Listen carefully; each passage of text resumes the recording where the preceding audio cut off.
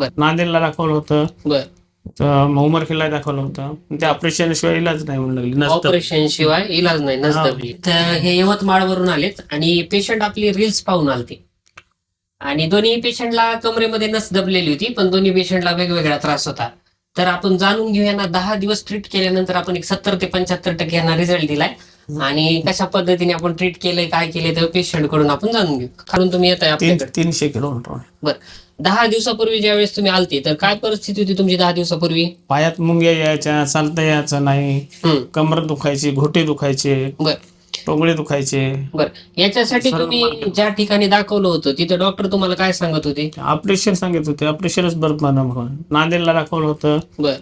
तर उमरखेडला दाखवलं होतं. ते ऑपरेशन शिवाय इलाज नाही म्हणून लागली. नसतं. ऑपरेशन शिवाय इलाज नाही, नस हा. दबली. एवढं चालता यायचं तुम्हाला अगोदर, ट्रीटमेंटच्या अगोदर? ट्रीटमेंटच्या अगोदर तर थोडंही चालता येत नव्हतं.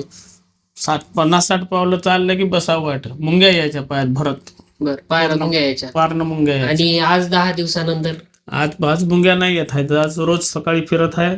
सकाळी किती वेळ चालता आता? आता 1 तास चालतं सकाळी. बर. ट्रीटमेंटने समाधानी आहात? हा.